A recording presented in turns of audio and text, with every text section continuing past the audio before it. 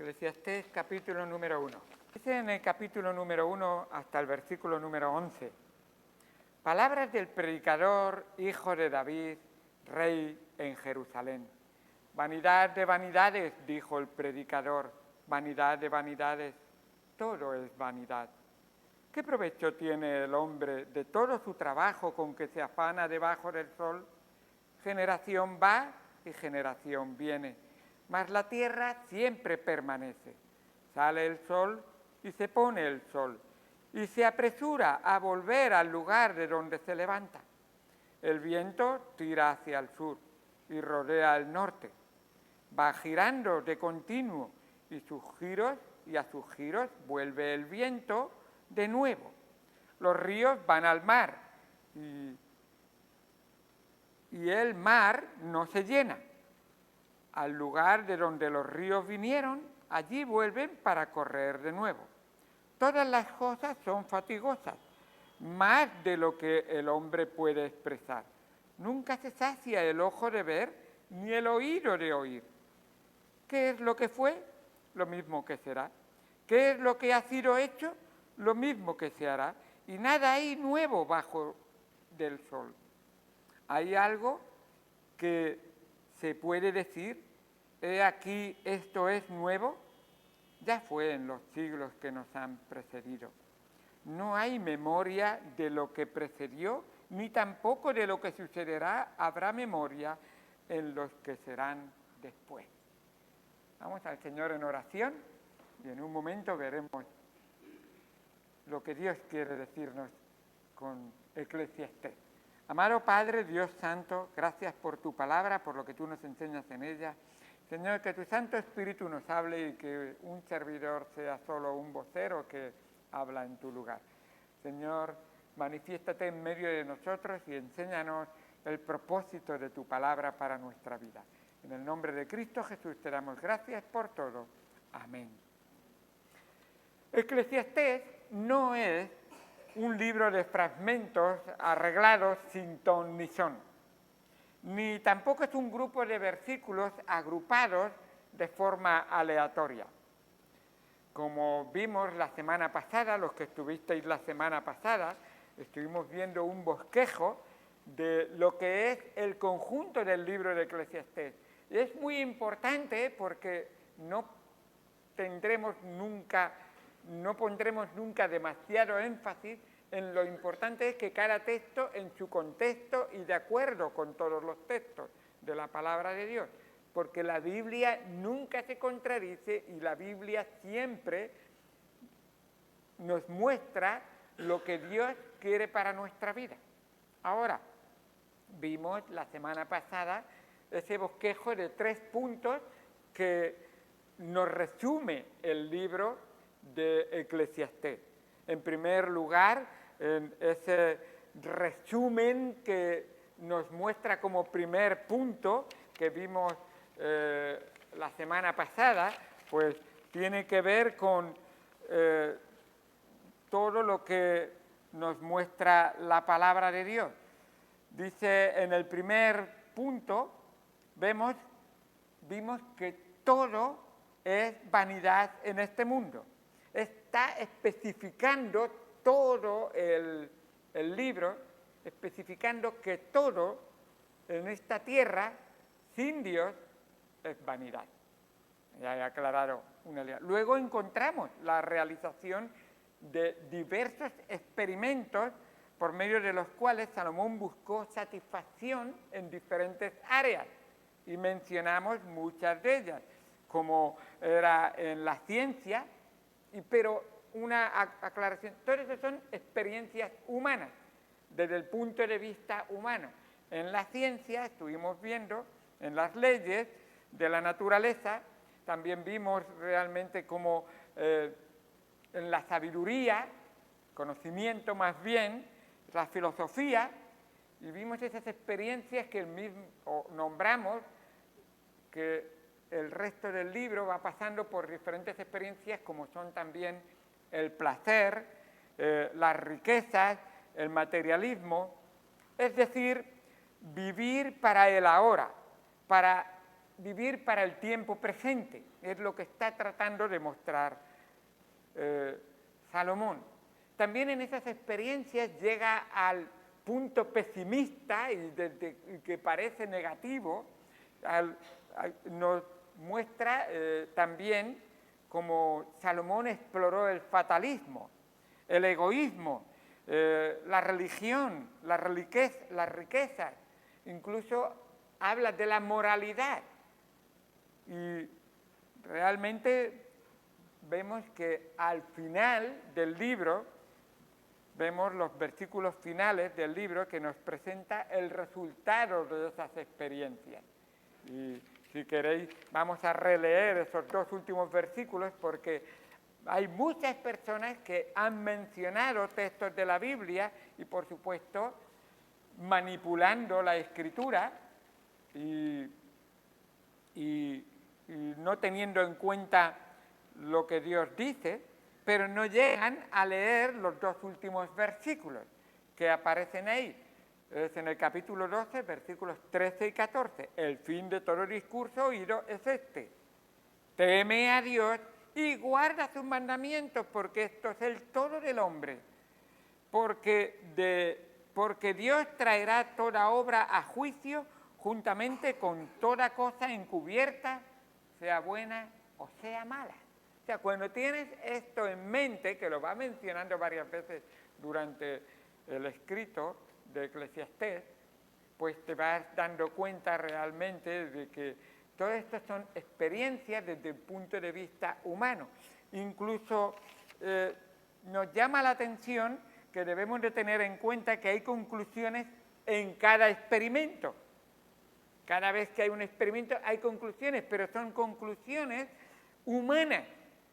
Dice, de tanto trabajar, al final uno se cansa y ¿para qué?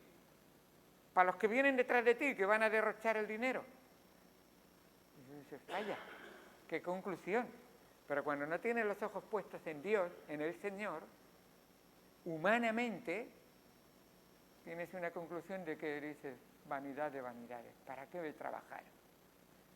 Pero si estás poniendo los ojos en el Señor, Dios te muestra realmente que hay una razón y que Él ha hecho toda esta tierra y que toda esta tierra tiene un propósito y que el propósito es darle gloria a Dios. Ya me estoy adelantando. Pero el hombre se quiere dar gloria a sí mismo y no quiere reconocer a Dios en su vida. Y al final, ¿qué concluye? Come y bebe porque mañana se acabará el tiempo, y lo dice precisamente. Pues, ¿para qué? Pero esta es la realidad. Estas conclusiones no forman parte de la verdad de Dios, estas conclusiones humanas.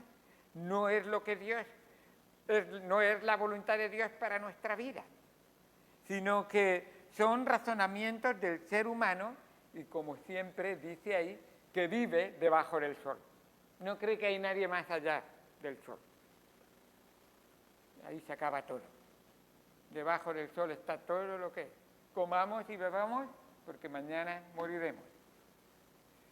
El vivo, ¿cómo era? Al bollo, y el muerto al hoyo. Fatalidad de la vida, realmente. Pero está tratando de decir, oye, esta experiencia es la que estoy tratando de mostrar. Y esto es importante tenerlo en cuenta, porque las conclusiones de Salomón, humanamente hablando, no son lo que es inspirado o el deseo de Dios para nuestras vidas. Pero lo que está escrito sí que ha sido inspirado por Dios. ¿Entiendes lo que quiero decir? Dios ha inspirado que se escriba esto, para que lo tengamos en cuenta de esas experiencias, que son importantes. La misma palabra predicador, la misma palabra eclesiastés, es en el hebreo, es un asambleísta, uno que reúne a un grupo de personas y les enseña desde sus propios puntos de vista debajo del sol para hacerles despertar y entender que sin Dios es vano todo. Y seguramente algunos rabinos dicen que generalmente en lo que era el atrio de los gentiles, ahí solía ir especialmente Salomón y hablar a esos gentiles que venían buscando a ver si había algo nuevo ahí en esa religión, y trataba de hacerles ver, oye, no se cansa el ojo de tanto viajar. ¿No conocéis gente que dice, a mí viajar todos los años y ver algo nuevo, y ver paisajes nuevos, y ver naturaleza, y ver castillos? Y no se cansa el ojo de ver y ver siempre algo nuevo, y al final nunca terminas de ver lo que tenías que ver. No se cansa el oído de oír y oír cosas, que no hay nada mejor que oír la palabra de Dios, leyéndola tú mismo y escuchándote a Dios hablar. Pero así es. Y Salomón trata de decir, oye, que todo esto realmente no es así, de negativo.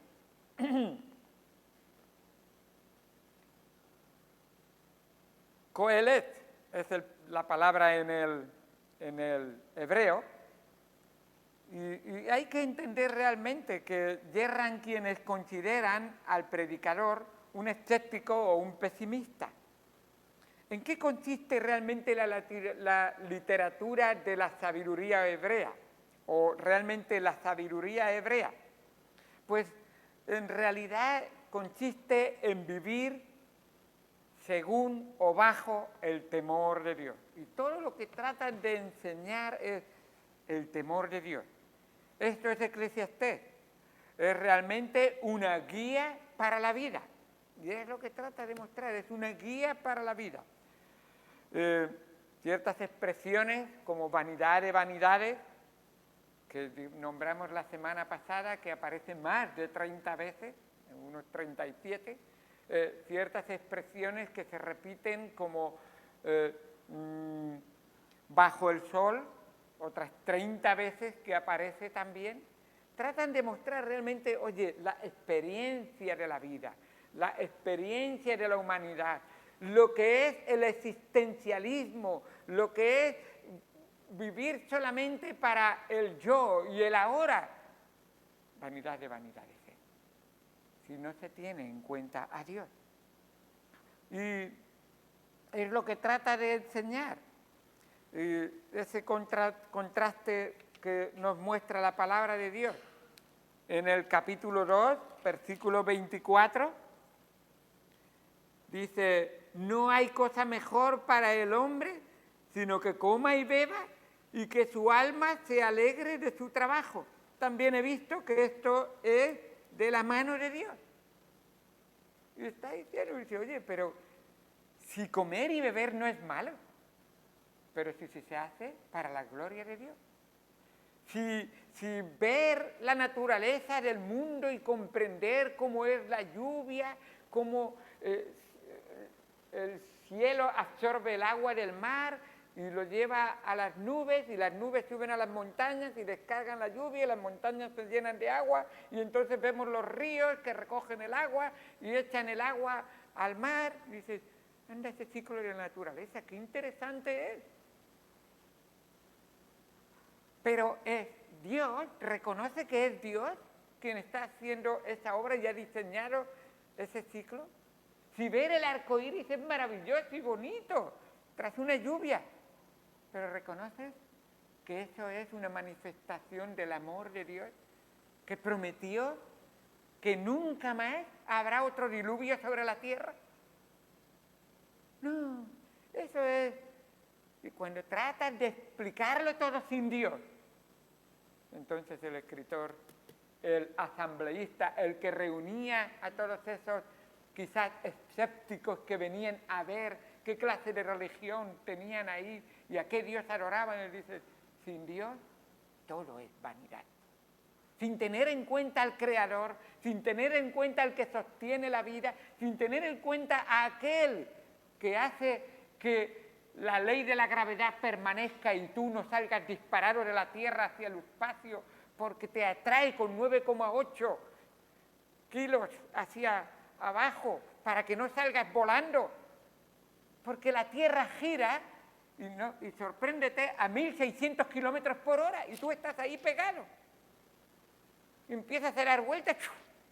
Pero Dios dice, no, está todo pensado. ¿Te das cuenta que Dios ha tenido en cuenta que tú puedes estar ahí sentado y no estés flotando tocando el techo? Es Dios obrando. He dicho unos kilómetros, pero pueden ser un poco más o menos. Pero sí que está girando a muy grande velocidad. Y no apunté, pero me acuerdo que hace unos años lo miré y es impresionante como... Y todo porque un señor, lo escuché orando diciendo, Señor, gracias por la gravedad. Sí que es grave. Pero quería hablar de la gravedad de estar atraído por la Tierra. Y tiene mucha razón. Qué bueno. Pero es obra. Muchas veces damos por sentado las cosas. ¿Cómo es? Que una medicina entra en nuestro cuerpo y sabe ir exactamente a donde está el daño y curarla. Bueno, Dios ha hecho un sistema que circula dentro de nosotros. La sangre va llevando todo componente que está en nuestro cuerpo a todas partes del cuerpo. Y Dios obra de manera maravillosa. Así que Eclesiastés realmente es como alejarnos un poco y mirar con un telescopio para ver realmente todo lo que es la obra de Dios. Pero también Eclesiastés nos coge y nos dice, pero espérate, acércate con un microscopio para ver realmente que esos pequeñitos que no pueden ni ver, también es obra de Dios. Está ahí obrando. Y al final te das cuenta de que Dios lo tiene todo bajo control. El predicador podría haber sido un maestro, como os dice antes, que enseñaba a las gentes que venían al atrio de los gentiles. Qué bueno, como él lo hacía. Y él a estas personas que venían con cierto escepticismo les enseñaba el temor de Dios. Y es muy importante porque estamos viendo una generación que viven sin temor de Dios. Si tú te das cuenta, esa es la principal causa de que el hombre no quiera reconocer que es pecador, no quiera arrepentirse de su pecado, porque no hay temor de Dios. Así que este predicador está enseñándoles el temor de Dios. Qué importante es. El principio de toda la sabiduría es el temor de Dios. ¿Quieres saber algo de verdad que va a valer mucho para tu vida? Aprende lo que es el temor de Dios.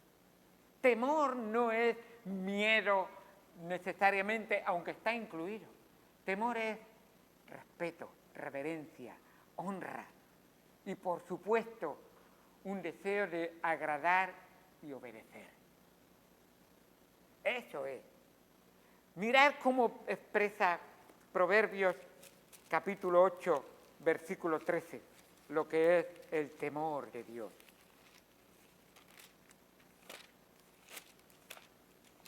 Dice así: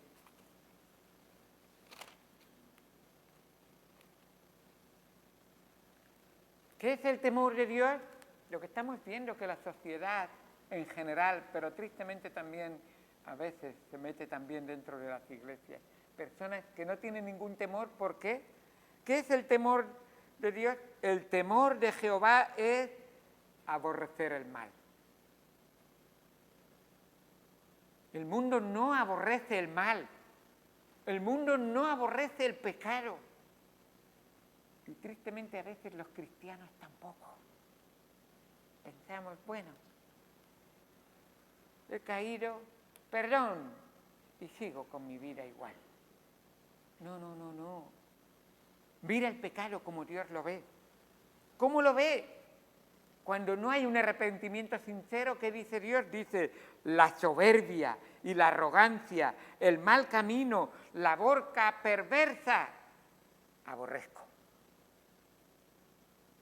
¿Es así para nosotros? Recordad que debemos ver el pecado como Dios lo ve, pero debemos de actuar como Dios actúa contra el pecado. Alejarse de Él. Santo, santo, santo es Él. ¿Y qué es la petición que tiene Dios para ti y para mí? Sed santos como Él es santo, como vuestro Padre es santo. Apartémonos del pecado. Esto es lo que Eclesiastés está tratando de enseñar. Oye, si es el mundo maravilloso, si el trabajar, sí que hay cosas que vale la pena hacer, si por supuesto que todo tiene una razón de ser, si crees, confías y entregas tu vida a Dios. Si no, vanidad de vanidades, realmente. Qué vano es cuando vemos a algún familiar cercano que le hablamos del Señor, déjame.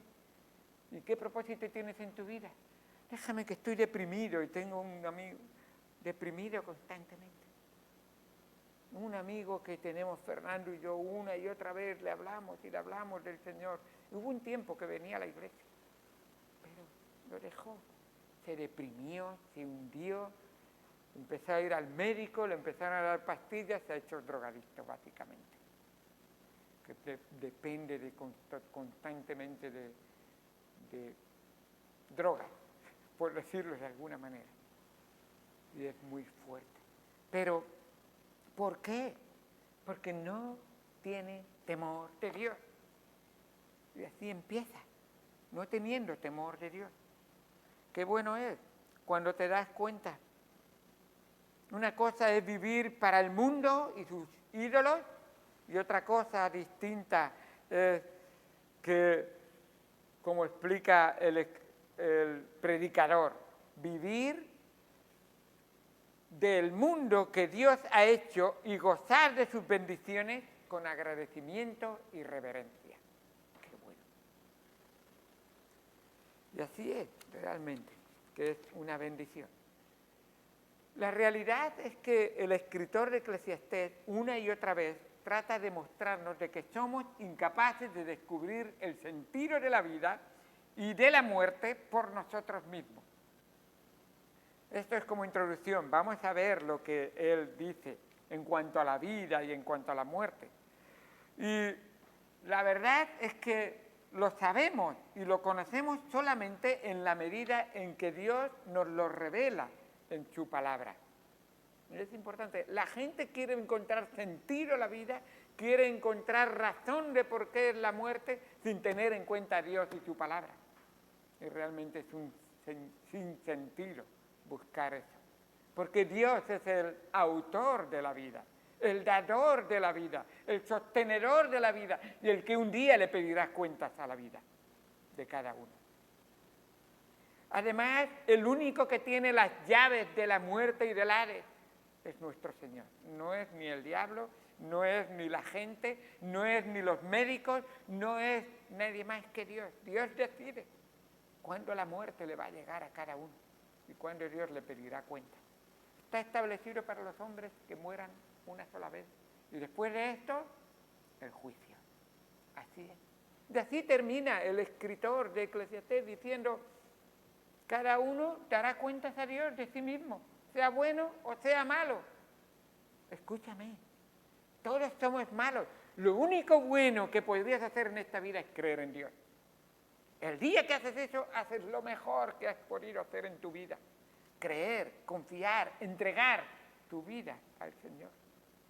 Y qué bendición es realmente cuando alguien de verdad dice: sí, no solamente creo que Dios existe, es mi Dios y entrego mi vida en Él, porque Él la compró.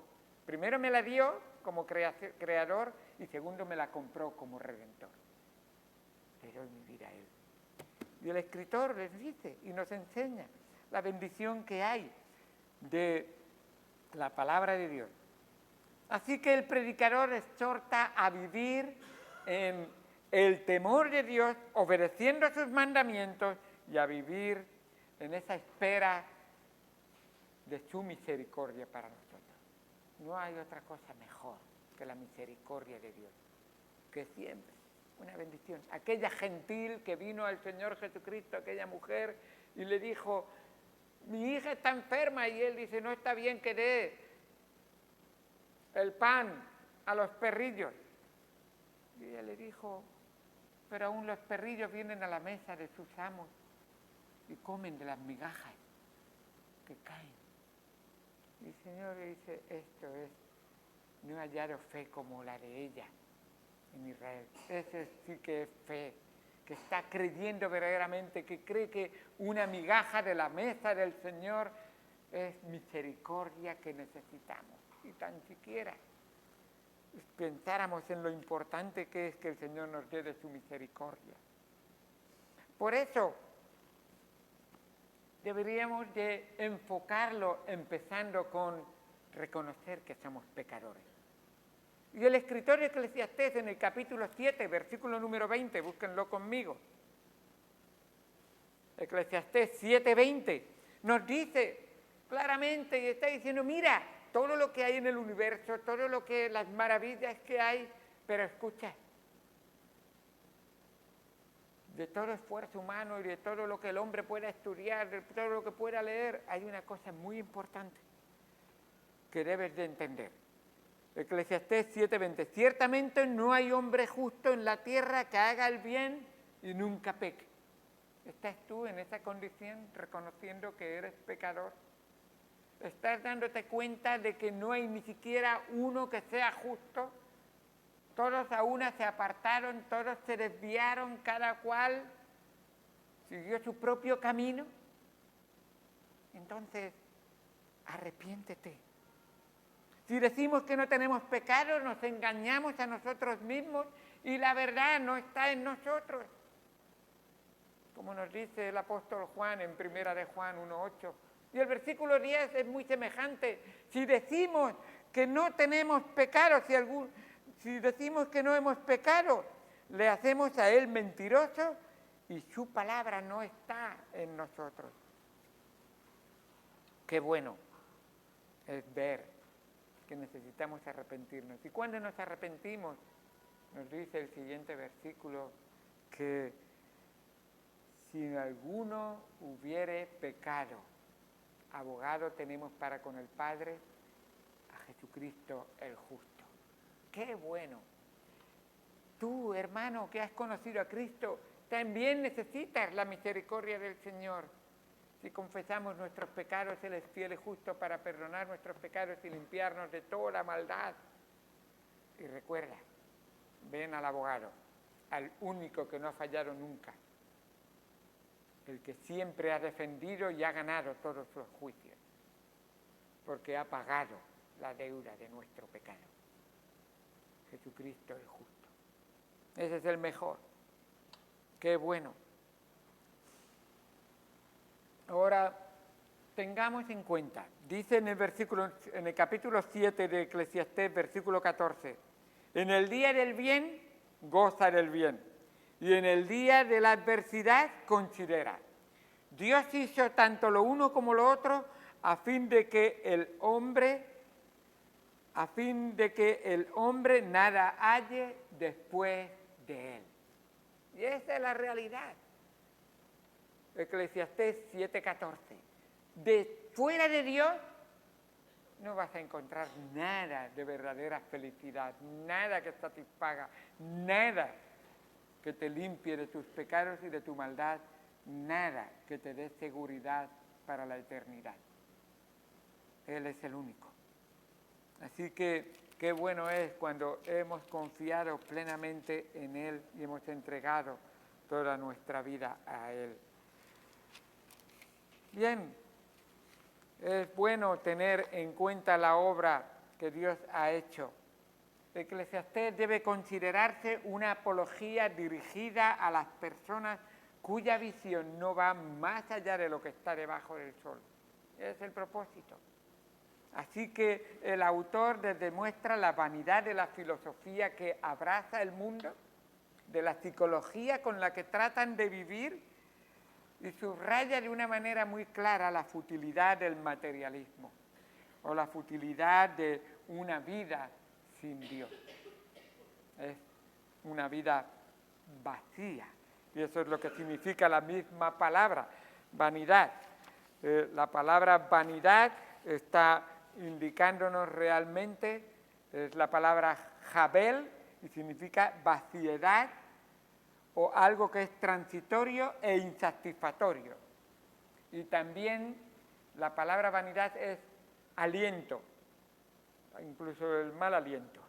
Eso es realmente, es lo que sale, se va, nadie le presta atención, pues así es, realmente, vanidad. Sin embargo, la palabra de Dios nos dice, pero hay mucha bendición en tener en cuenta a Dios en nuestra vida. Así que si el hombre concibe el mundo como un fin en sí, la vida se vuelve vanidad. Pero si lo considera como un medio por el que Dios se nos revela y nos muestra su sabiduría y su justicia y el significado de la vida, entonces realmente toma razón, tiene sentido todo este mundo, teniendo en cuenta a Dios. Tiene sentido incluso las cosas que nos ocurren, que Dios realmente está en control de las cosas que nos ocurren, sean buenas o sean malas. Él está en control de todo. Y así es. Y es bueno tenerlo en cuenta. Como nos dice Lamentaciones 3, versículo 37. ¿Quién será aquel que diga que sucedió algo que el Señor no mandó? Anda. ¿Todo lo que ha sucedido lo ha controlado el Señor? Sí, claro que sí. ¿De la boca del Altísimo no sale lo malo y lo bueno? Todo sale de Él. Él lo tiene todo bajo control. ¿Por qué ha permitido que tú suspendas? Pues porque Dios quiere que espabiles y quiere que mires a Él y pongas tus ojos en Él. ¿Por qué ha permitido Dios que apruebes? Pues porque Dios quiere que reconozcas que Él es el que te da la inteligencia y la sabiduría. Que la gratitud sea una razón de tu existencia. Señor, gracias. Y así es como Dios obra una y otra vez. Él lo hace todo. Él siempre tiene un propósito. Entonces, ¿por qué se lamenta el hombre? Ese hombre que está vivo, ¿por qué se lamenta? Pues, y él dice, en vez de lamentarte y de quejarte y de buscar excusas y señalar culpables a tu alrededor, laméntate de tu pecado. Y ven a mí, que soy el único que puede limpiarte y perdonarte de tu pecado. Y tendrás la bendición de Dios. Eso es realmente el propósito. Parece negativo, parece pesimista, pero está tratando de decir, oye, la realidad de la vida es que pesimismo, fatalismo y materialismo y solamente buscando conocimiento y no saciando tu ojo realmente de tanto mirar y esa fatiga de trabajo sin tener en cuenta a Dios, entonces sí que tienes razón de que no vale la pena. Pero Dios le da sentido a toda tu vida si es Él en quien tienes puestos tus ojos. Puestos los ojos en Jesús, el autor y consumador de vuestra fe. O sea, lo que es vuestra vida, Él es el fin, el propósito, la razón y por qué estoy aquí. Cristo es todo para mí. Todo lo puedo en Cristo que me fortalece. Así que tener en cuenta a Dios es muy importante y que no dejemos de poner los ojos en el Señor. Ya esto ha servido como introducción, ya a partir de la semana que viene estaremos viendo realmente esos textos tema por tema y estaremos viendo todo cómo está obrando y dando explicaciones que tienen conclusiones, sus conclusiones en medio, que son humanistas, pero que tratan de decir, esa es la conclusión humanista de tu manera de ver la vida. Pero Dios quiere que veas la vida como Él la ve y como Él la ha diseñado. Y en Cristo, todo lo que se destruyó en el huerto de Edén y a través de la historia de la humanidad, vemos que no tiene razón de ser, en Cristo cobra sentido y razón de la existencia de cada uno de nosotros. Qué bueno es cuando nos damos cuenta que hay un propósito en la vida para nosotros y que el buen pastor quiere enseñárnosla. Como dice en Eclesiastés 12:11, las palabras de los sabios son como aguijones y como clavos hincados son las de los maestros de las congregaciones, dadas por un pastor. Este es el pastor, el príncipe de los pastores, que él quiere enseñarnos a cada uno en Eclesiastés 12:11. Qué bueno. Así que estaremos viendo más y más a partir de la semana que viene cómo nos enseña el Señor a vivir realmente en cada una de esas circunstancias de la vida, vistas humanamente, experimentadas por el predicador, pero mostrando realmente que es fatal sin Dios, pero hay una razón totalmente válida con Dios. No del pecado, sino de cada una de las circunstancias de la vida. Dios no quiere el pecado es consecuencia de no tener en cuenta a Dios en nuestras vidas muchas veces. Vamos al Señor en oración. Amado Señor Dios Santo, gracias por tu palabra, gracias por lo que tú nos enseñas en ella. Ayúdanos a honrarte y glorificarte. Ayúdanos, Señor, a conocerte y a acercarnos a ti, de tal manera que veamos realmente que la sabiduría humana, el esfuerzo humano, los logros humanos, la vida humana, Señor, esos sacrificios humanos y esa avaricia humana, el deseo de acumular que tiene la humanidad e incluso la religión humana, son vanidad de vanidades, Señor. Gracias porque tu palabra nos enseña realmente que todas estas cosas sin Dios están vacías, están huecas, son aliento que no van a ninguna parte. Pero, Señor, cuando ponemos nuestros ojos en ti, abrimos nuestro corazón a ti y tú eres la razón de toda nuestra vida y de todo nuestro ser, entonces todo cobra un sentido y deseamos, por supuesto, conocerte más y poder agradarte cada día más, porque no hay otro deseo del cristiano que ser como Cristo. Y esto es una tarea de toda la vida de cada uno. Señor, gracias por todo lo que haces por nosotros. Enséñanos más y más a través de tu palabra. En el nombre de Cristo Jesús te lo agradecemos y te lo pedimos todo. Amén.